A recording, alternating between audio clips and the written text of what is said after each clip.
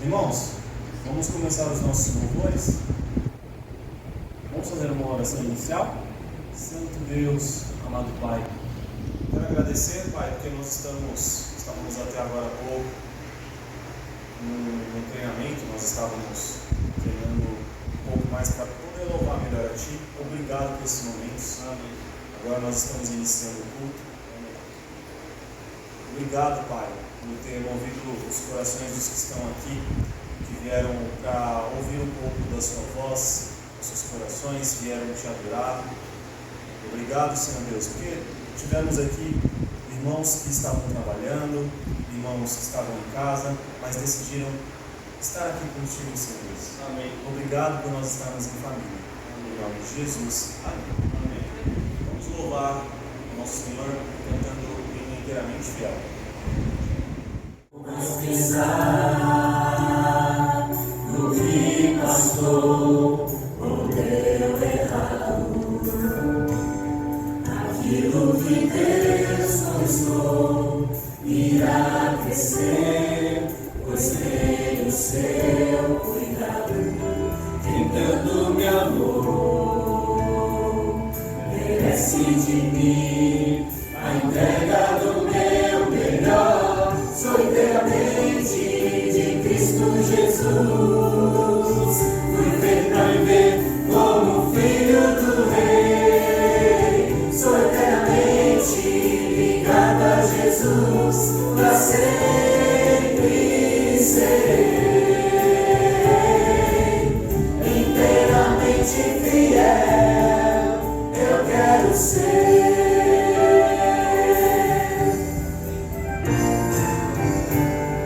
Sei de um lugar que está além do que é comum. A vida que existe lá não vai ter fim por causa de Jesus. Quem tanto me amou merece de mim a entrega do meu melhor. Sou inteiramente de Cristo Jesus. Fui feito para viver como filho do Rei. Sou inteiramente ligado a Jesus. Para sempre serei inteiramente fiel. Eu quero ser.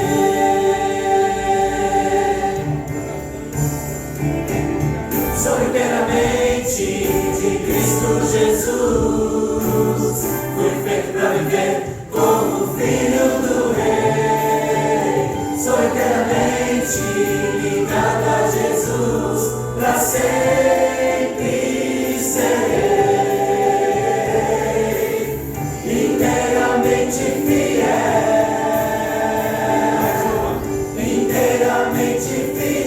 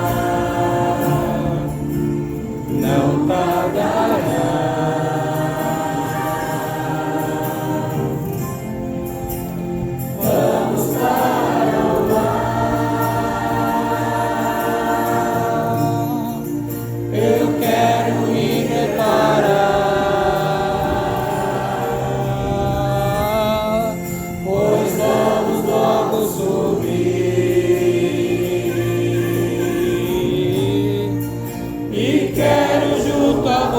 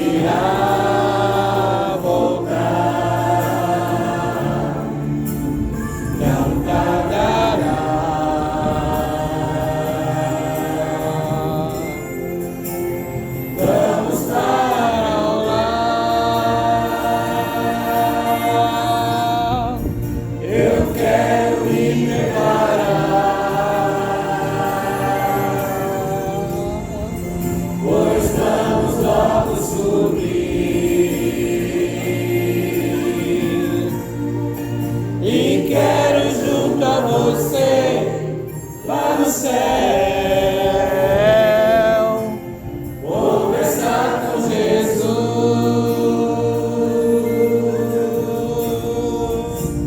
Nunca dará.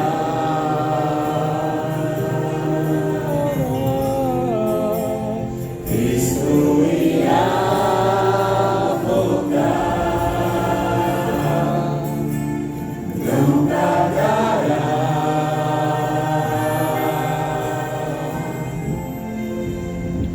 Vamos para o lar.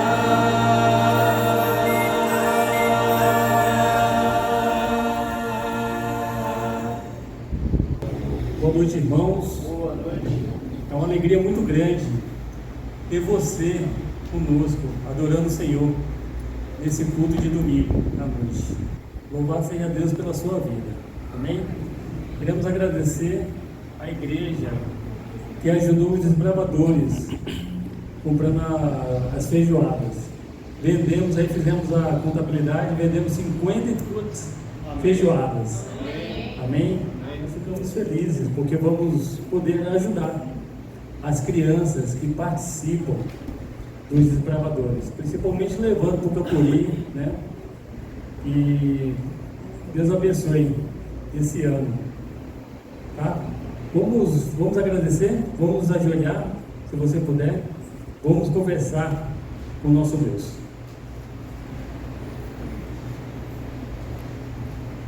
Oremos. Bom Deus, obrigado, Pai querido, pelas tuas ricas bênçãos. Obrigado, Deus querido, por sentirmos a tua presença constantemente em nossas vidas. Obrigado pelas bênçãos de hoje. Obrigado pelo Senhor ter ajudado o clube dos desbravadores aqui dessa igreja. Que possamos sentir constantemente a tua presença nos ajudando todos os dias. Sozinhos aqui nessa terra nós não somos nada, mas contigo, ó Deus, nós somos mais do que vencedores. Seja com o mensageiro dessa noite, que ele venha falar usado pelo Senhor.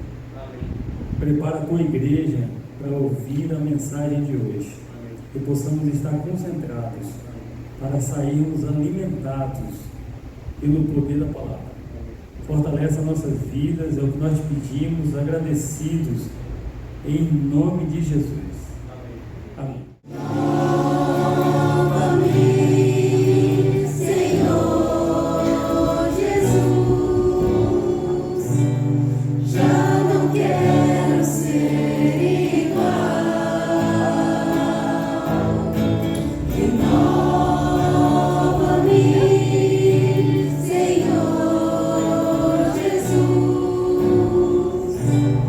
Põe em mim teu poder.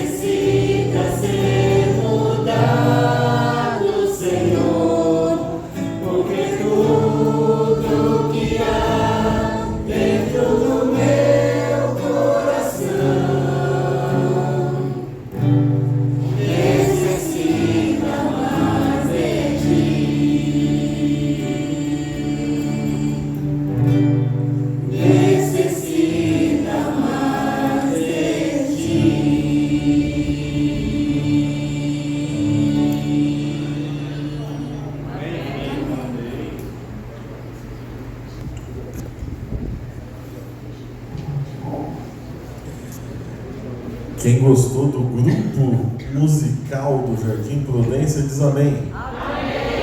Olha só, que maravilha, parabéns, ficou lindo, ficou extraordinário e já soube que vão ter convites para ir cantar em outras igrejas.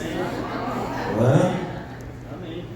Já daqui a pouco a gente vai agenciar o grupo. Irmãos, é uma alegria enorme estar com vocês. Queria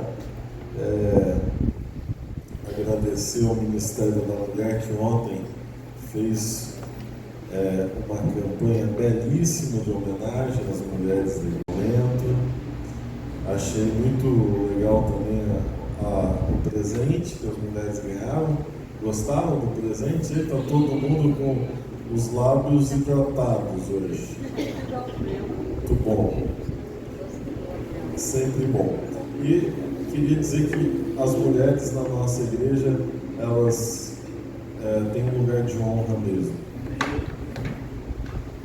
Não só porque são a maior parte da nossa igreja, mas porque são importantes para a pregação do Evangelho, porque nós valorizamos aqui a participação das mulheres, a ação das mulheres, a vida delas. Obrigado por você estar junto com a gente. O tema de hoje é a doutrina número 10 do início do Cremos, ok?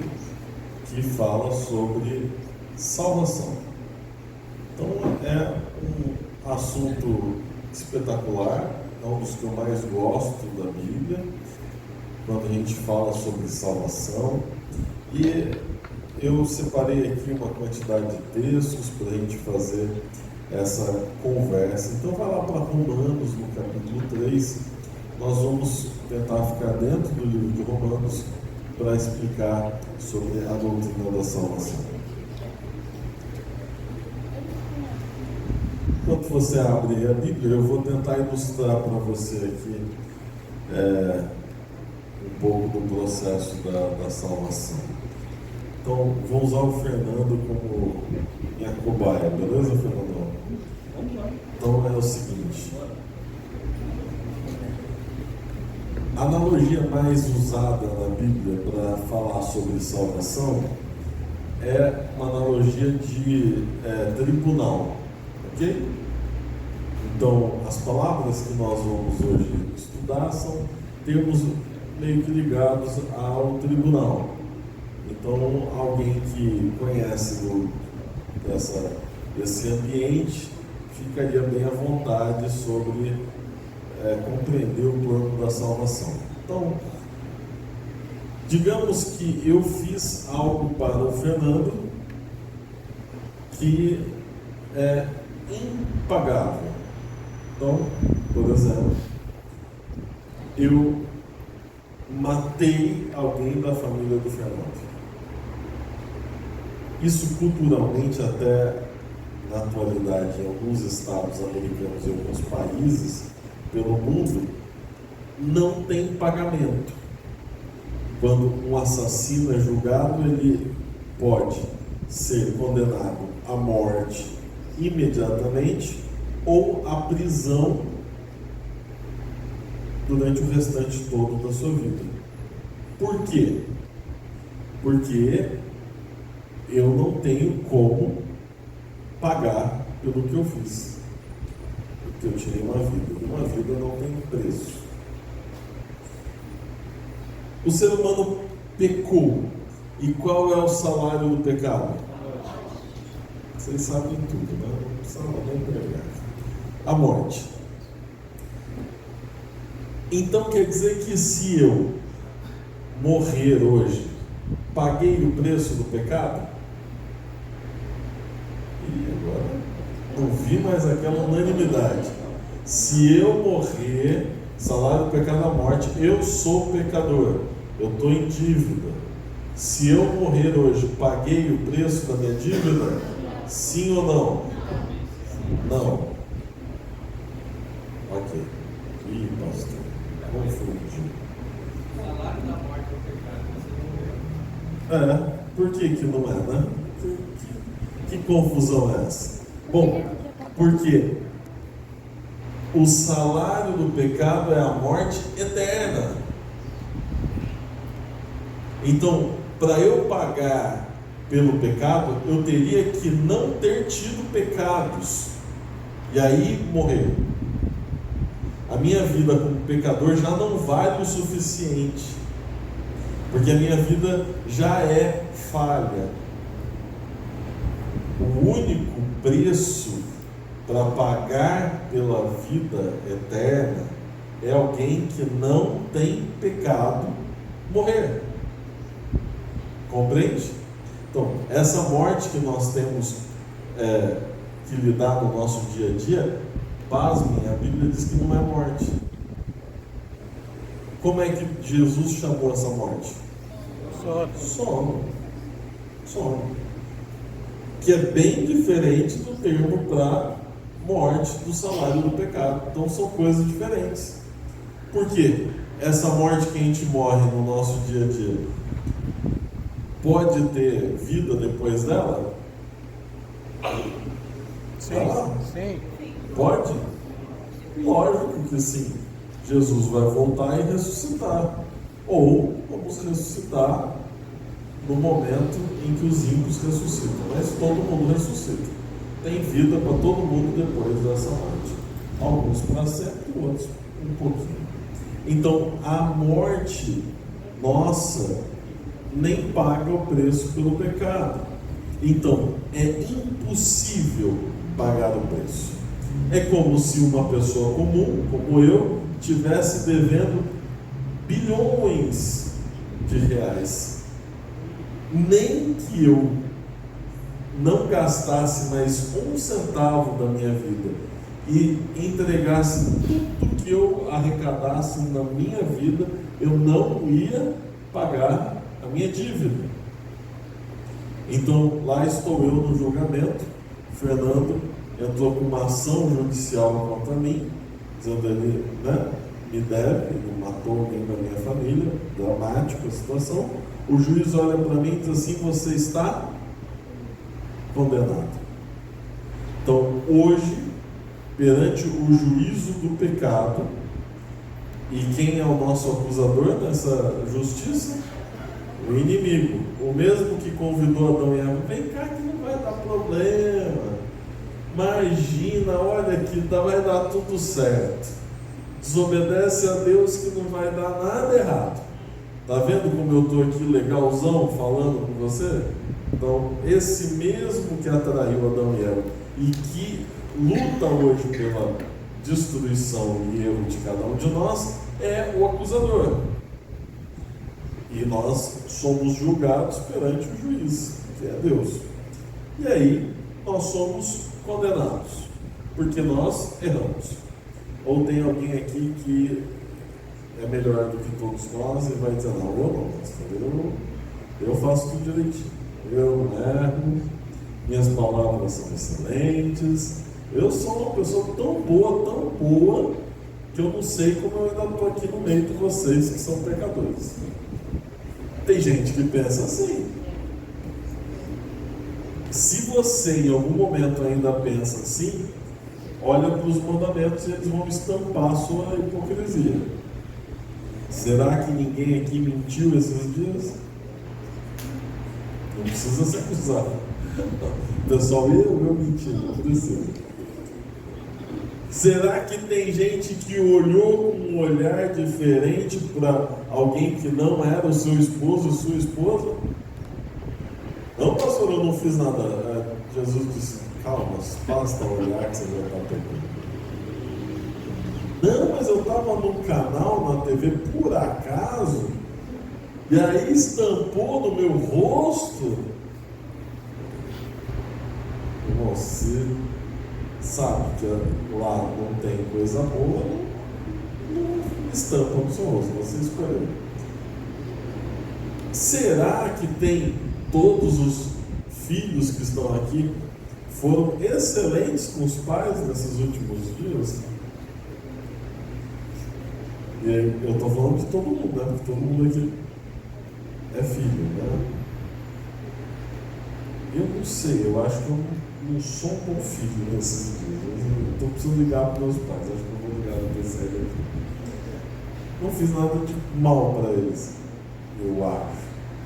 Mas não estou sendo muito bom. Quando a gente olha para os mandamentos, a gente é pecador.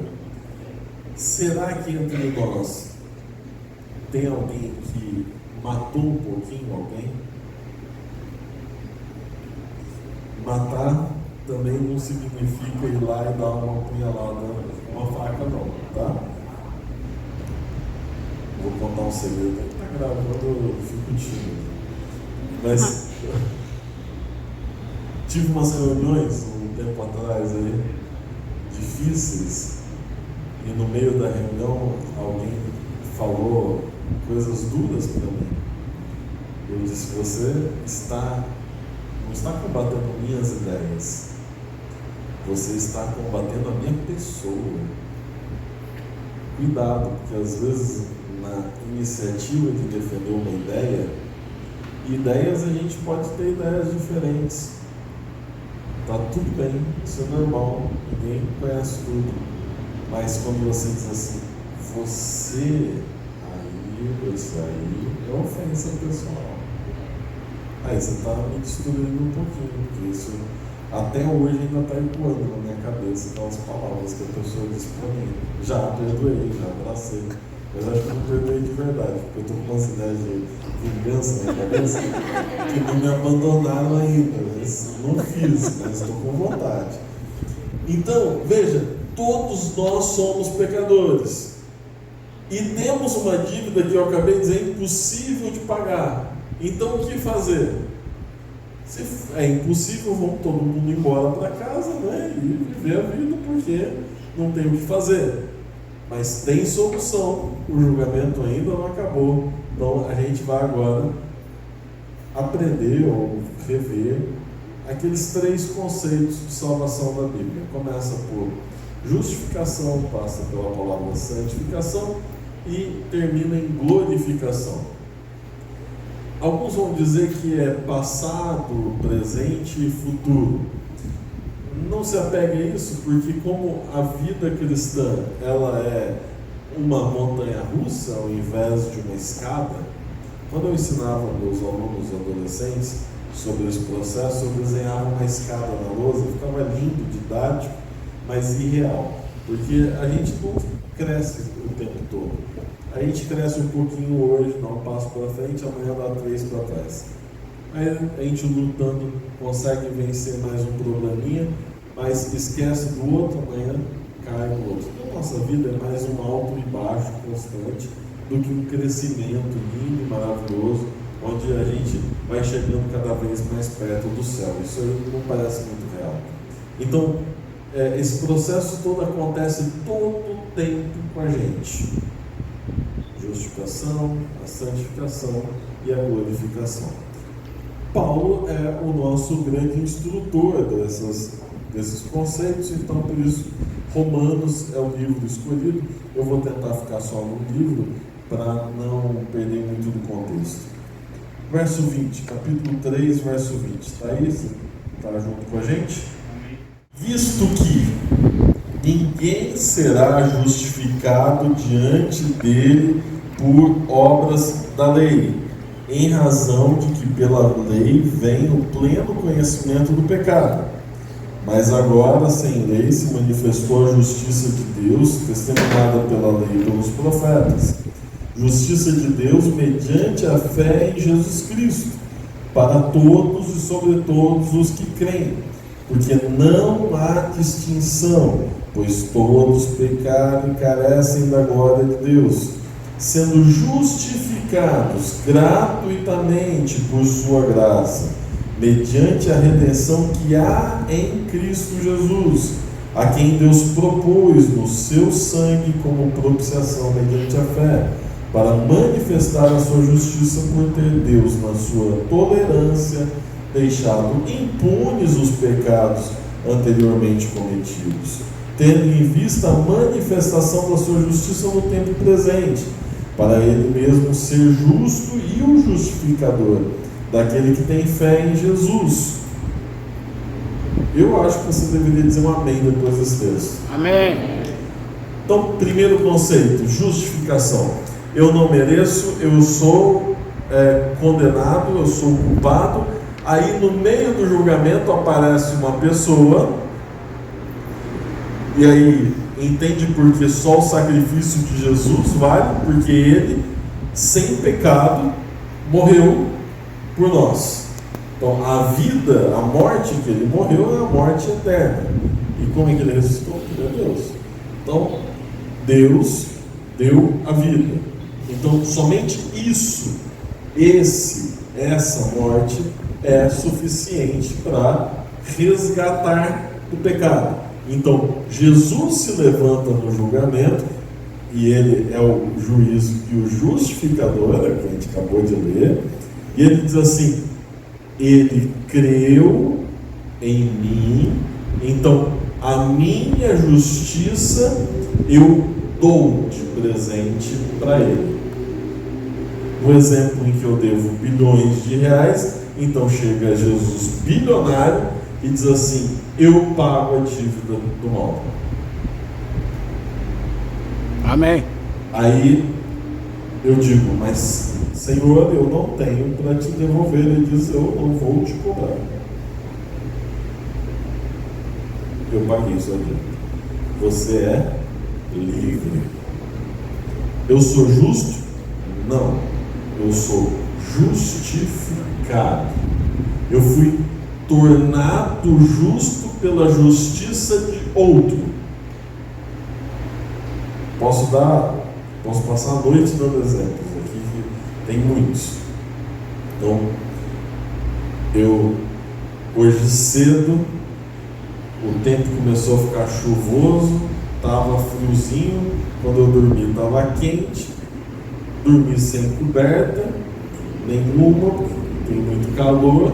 Hoje cedinho, minha esposa acordou mais cedo que eu, mas eu dei tem movimento, e quando eu vi, ela voltou para a cama, porque era muito cedo. O que ela fez? Ela pegou a coberta e colocou em cima de mim.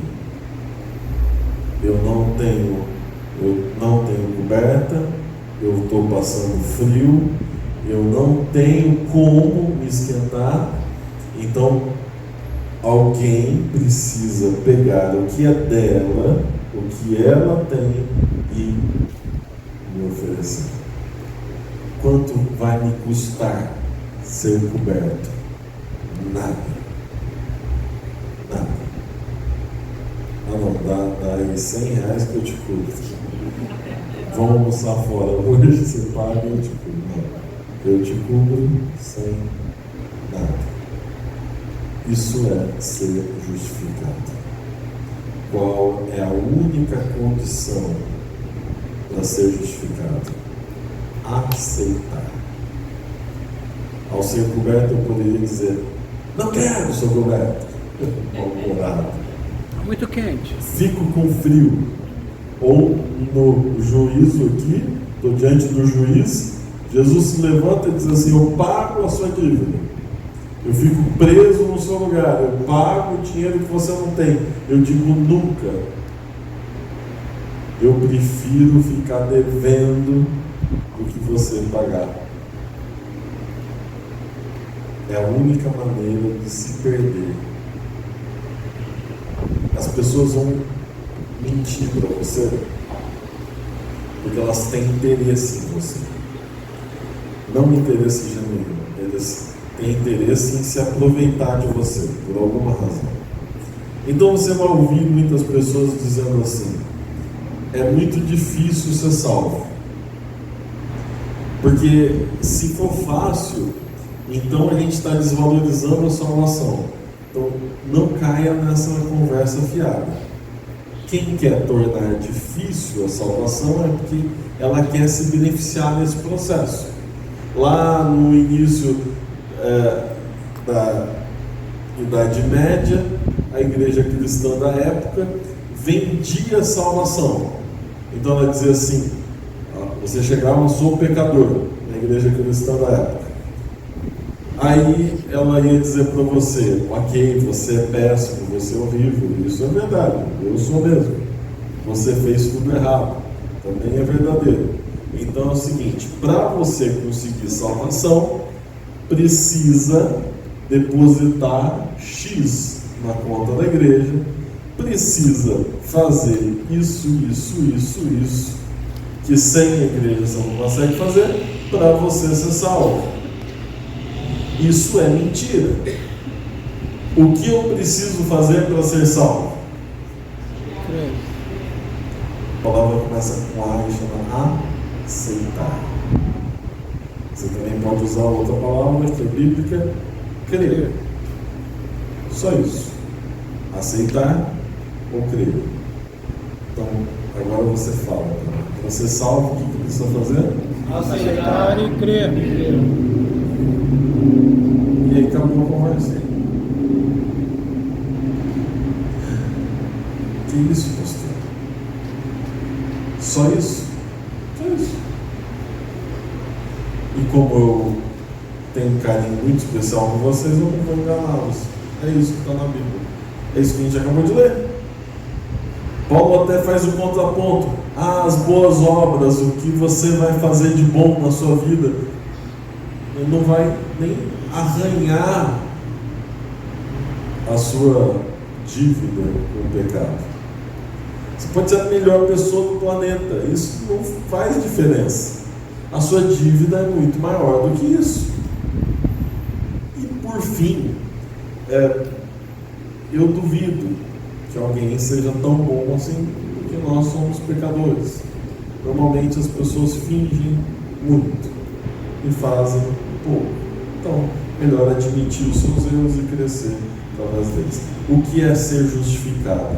É permitir que a graça de Deus, que o que Cristo fez por nós, pague o preço pela nossa salvação. No momento em que você é justificado, você é salvo? Sim. Sim. E aí lá está o caso clássico. Qual é o caso clássico da Bíblia de justificação? O ladrão na cruz. Então lá está o ladrão na cruz. Ele não tem boas obras, senão ele não estava crucificado. Ele não fez nada para merecer alguma coisa boa. Ao contrário de Jesus, ele é chamado de ladrão, sim. Ele passou por um julgamento terreno e foi condenado. Está pagando o preço com a sua própria vida. Então isso significa que não foi coisa pouca. E esse cidadão na cruz vira para Jesus e diz: eu creio.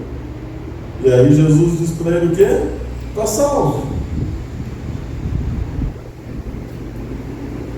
É um exemplo clássico de justificação. Aí alguém vai dizer: mas se ele tivesse tido tempo, olha, irmão, se a gente começar agora a conjecturar sobre o que poderia ter acontecido, a gente pode ficar aqui mudando a história bíblica sobre todos os personagens. A história acaba ali e pronto. É suficiente crer em Cristo e você está salvo. Ok, pastor.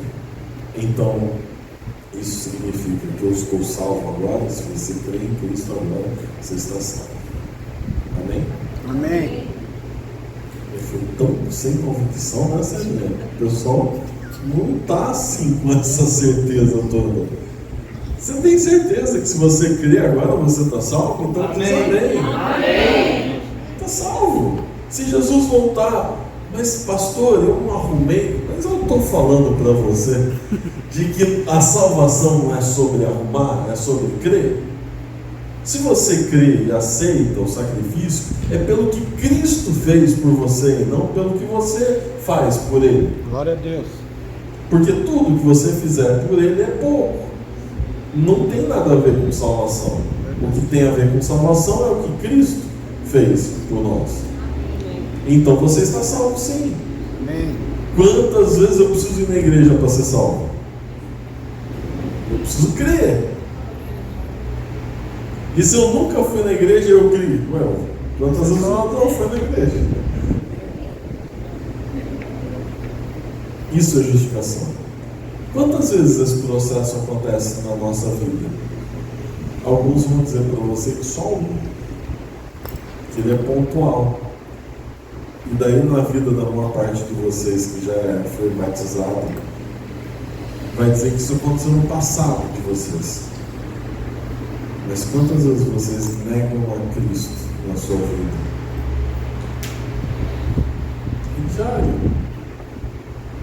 Diário. E não se engane. Hoje nós negamos a Cristo na nossa vida. E isso é triste, terrível. Mas não é definitivo. Hoje você pode ser justificado de novo. Daí entra o valor da religião. A religião é aquele alarme de celular insistente que você quer pegar e jogar pela janela de vez em quando. Você não quer mais ver aquele negócio porque ele te acorda todo dia, mas se ele não te acordar, você vai perder a oportunidade de viver. Então, às vezes é incômodo, esse é o papel. Por que vir ao culto? Para ser incomodado de novo, para ser cutucado de novo sobre a sua crença, sobre se você quer de novo. Por isso que todo sermão é um apelo de mudança. Mas eu já sou adventista há 60 anos, mas enfim, todos os dias você precisa ser justificado novamente. Amém. Por isso que justificação é uma constante na nossa vida. Agora, a grande pergunta é: pastor, então a gente não cresce, a gente não muda em nada, mas eu mesmo, ou cada um de vocês aqui, tem uma história de mudança, certo?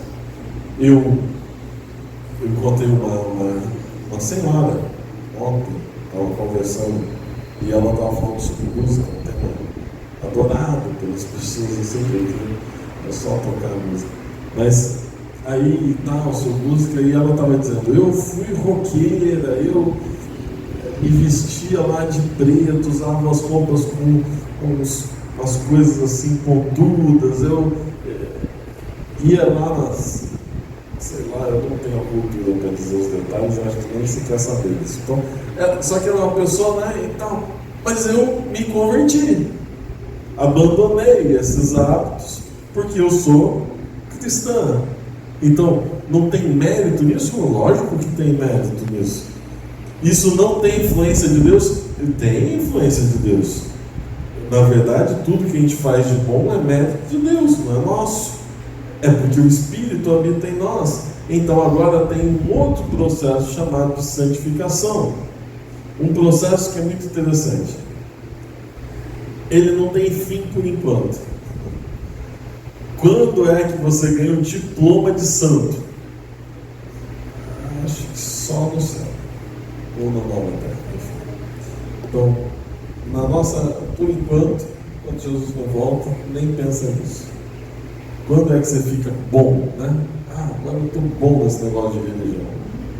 Nunca. É a vida, o resto da vida crescendo e lutando contra essas coisas. Porque se a gente abandona uma coisa lá, precisa crescer outra aqui, e aquela que estava lá, daqui a pouco incomoda aqui, é uma vida de luta. Mas Deus está interessado no nosso crescimento espiritual, que é constante.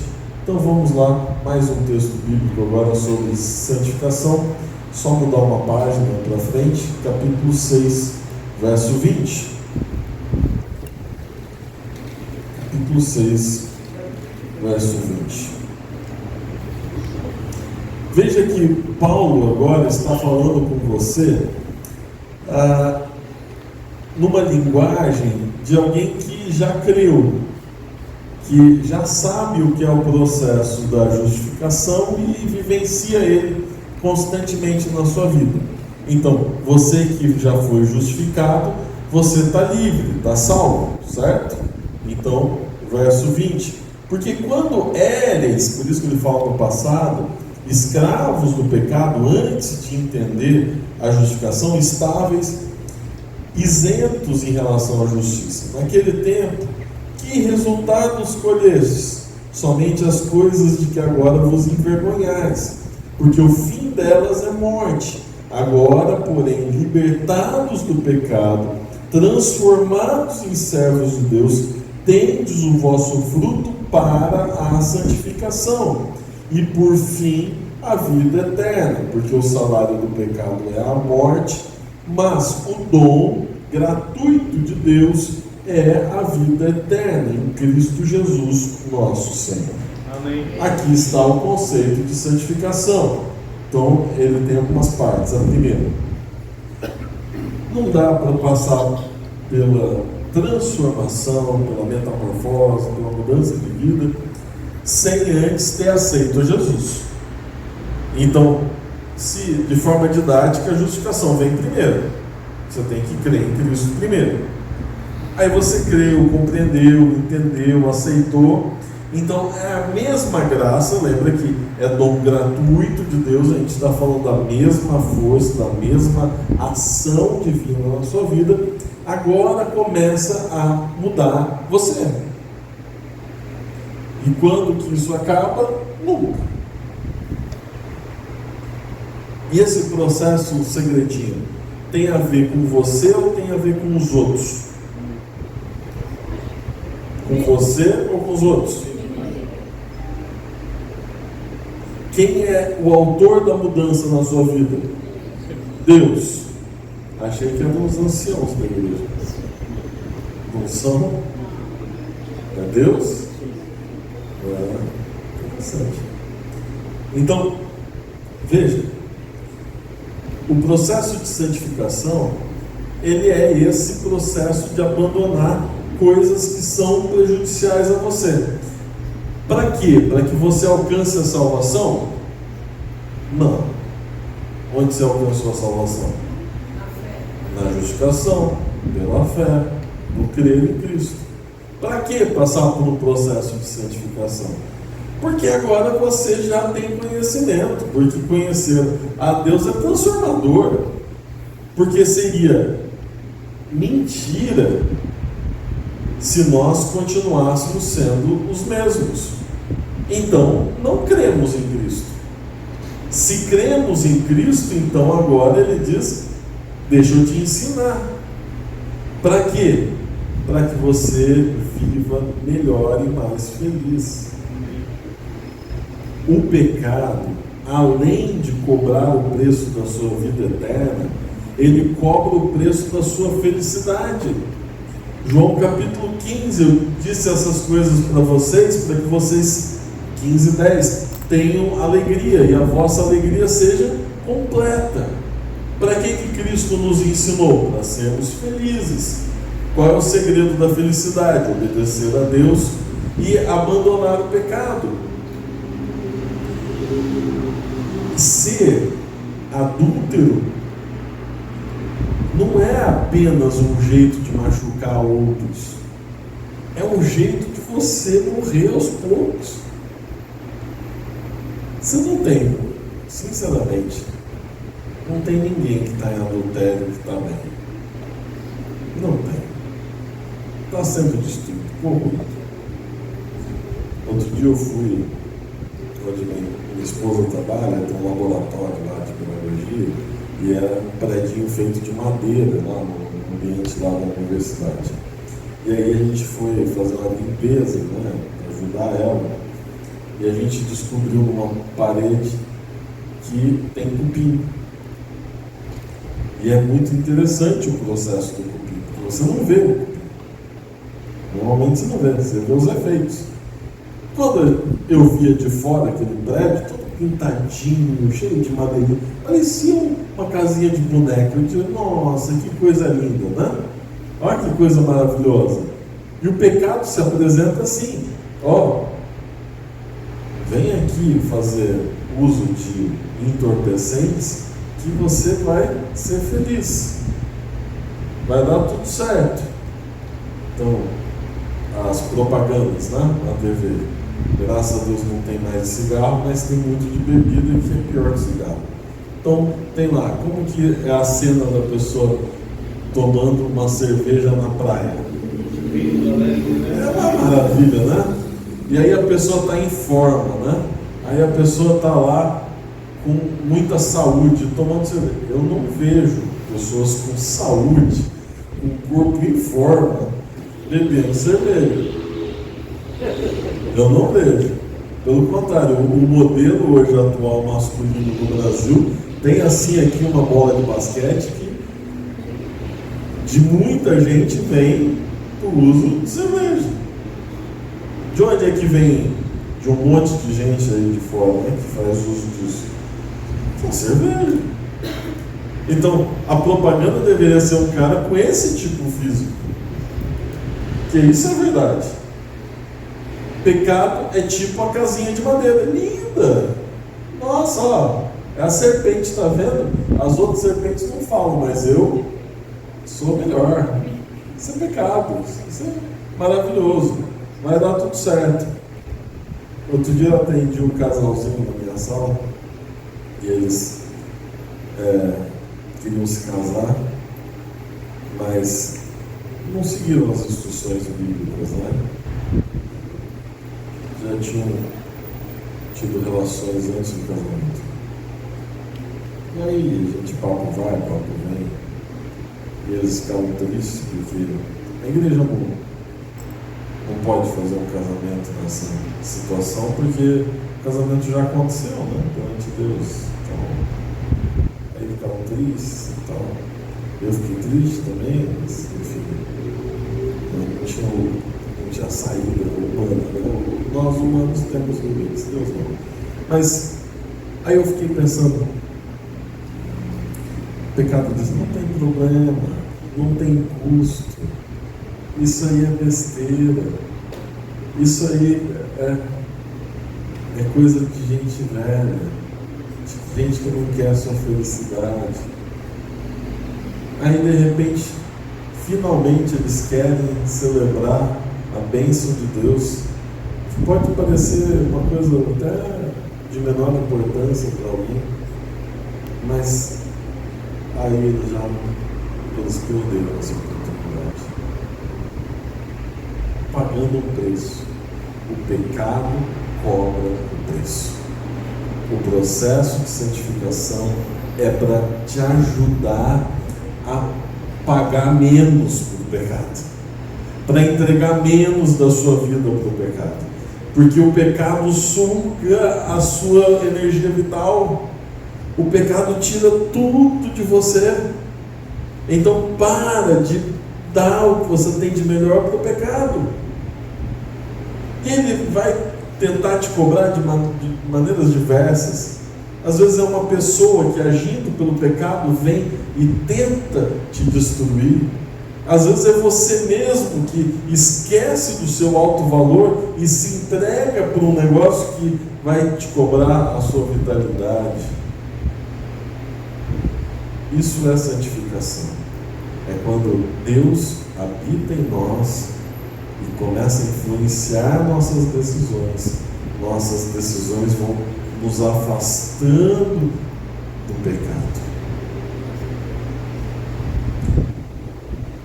Só que cuidado para não ser a casinha bonitinha,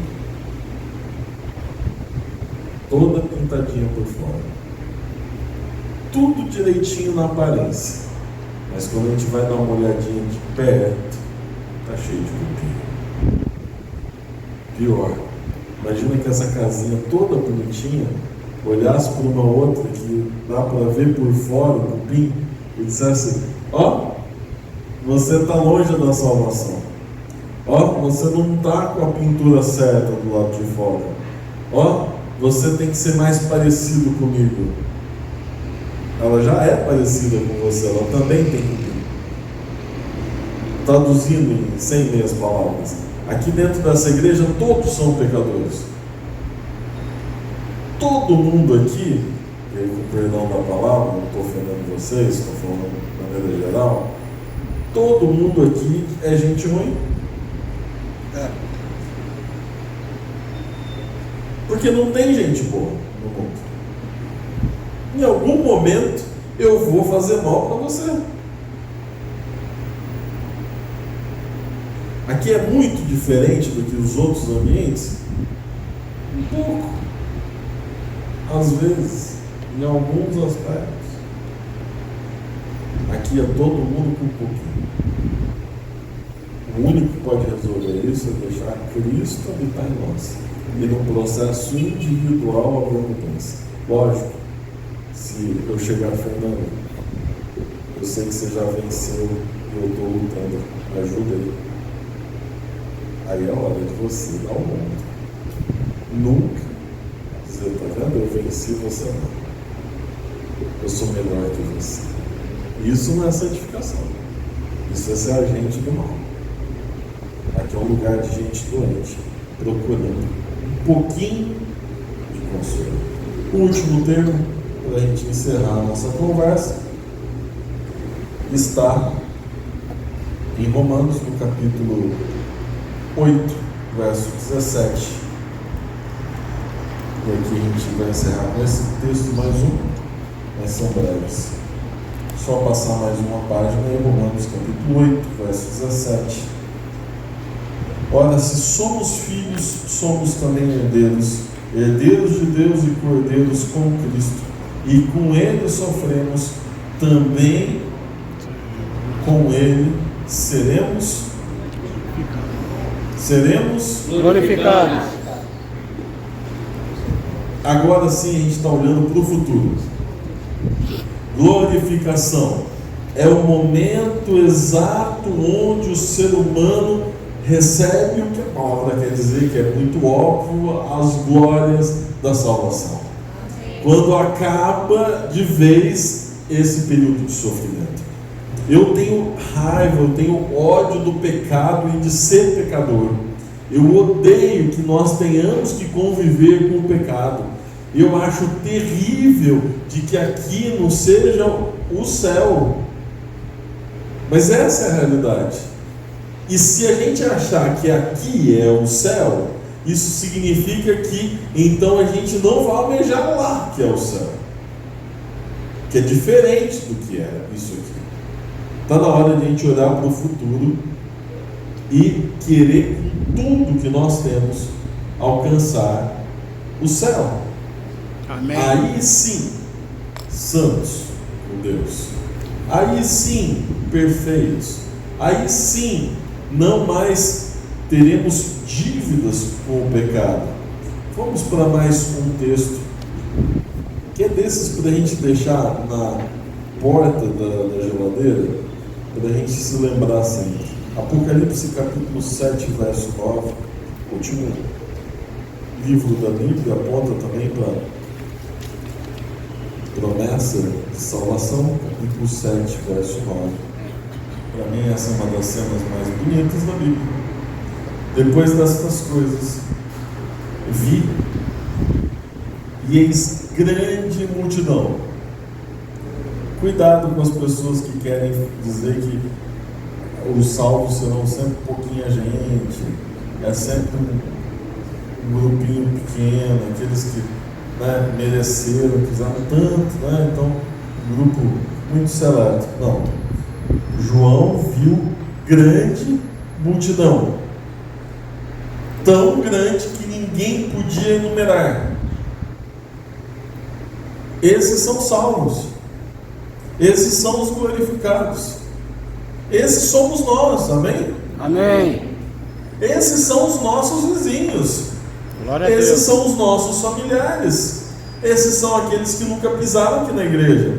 São uma multidão que não dá para contar, e eles são de todas as nações, de todas as tribos, de todos os povos, de todas as línguas, e em pé diante do trono e diante do Cordeiro, agora sim, vestidos de vestiduras brancas, com palmas nas mãos, clamavam em grande voz, dizendo: ao nosso Deus que se assenta no trono e ao Cordeiro pertence a salvação. A salvação está disponível para você hoje. O crescimento em Cristo é real e deve ser constante. E seus olhos nunca devem se desviar do alvo, que é aquele grande dia em que seremos glorificados junto com essa grande multidão.